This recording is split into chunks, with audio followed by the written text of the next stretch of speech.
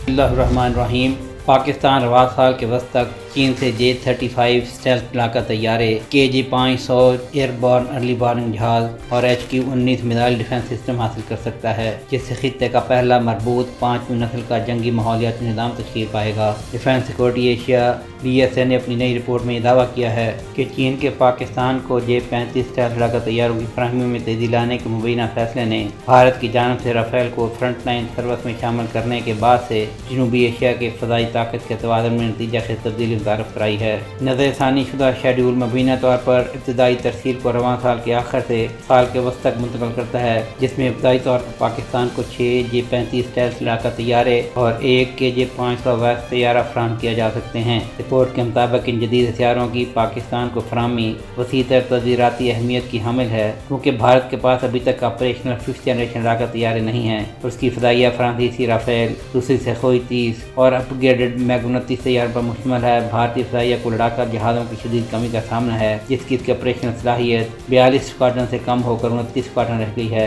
جبکہ رافیل کے جدید ماڈل کے 114 جہاز خریدنے کے لیے فرانس سے معاہدے کے باوجود اسے ان جہازوں کے حصول میں 8 سے 10 سال کا عرصہ لگ سکتا ہے۔ دفاعی تجزیہ کاروں نے چینی پیکج کو صرف طیاروں کی خریداری کے بجائے ایک جنگی ماحولیاتی نظام کے طور پر بیان کیا ہے، کیونکہ J-35 KJ-500 اور HQ-19 کا امتزاج پاکستان کی مہلکیت، بقا اور آپریشنل رسائی کو بیک وقت کئی گنا بڑھا دے گا۔ تجزیہ کاروں کا یہ بھی کہنا تھا کہ اگر پاکستان کو 5ویں نسل کے اسٹیلتھ جہاز اسی تیزی سے فراہم کر دیے جاتے ہیں تو چینی اسٹیلتھ فائٹر کا پہلا غیر ملکی گاہک بن جائے گا، جبکہ یہ بیجنگ کی دفاعی صنعت کے لیے ایک علامتی اور آپریشنل سنگ میل ہوگا۔ رپورٹ میں بتایا گیا ہے کہ چینی حکام نے کھلے طور پر نظر ثانی شدہ شیڈول کی تصدیق نہیں کی ہے، جبکہ پاکستانی دفاعی حکام کے تبصرے نے اس اقدام کو تیزی سے اسلام آباد کی علاقائی ڈیٹرنس کو برقرار رکھنے کے بیجنگ کے عزم کا ثبوت قرار دیا ہے، مگر انہوں نے بھی جلد فراہم کیے جانے والے طیاروں کی تعداد، دفاعی پیکج کی تفصیلات اور ترسیل کے مراحل کے بارے میں وضاحت سے گریز کیا ہے۔ DSA کا کہنا ہے اس کے باوجود چین کے دفاعی پیکج کی تیزی سے فراہمی کے تصویراتی مضمرات پہلے ہی پورے خطے کے فوجی حساب کتاب پر نظر آنا شروع ہو گئے ہیں،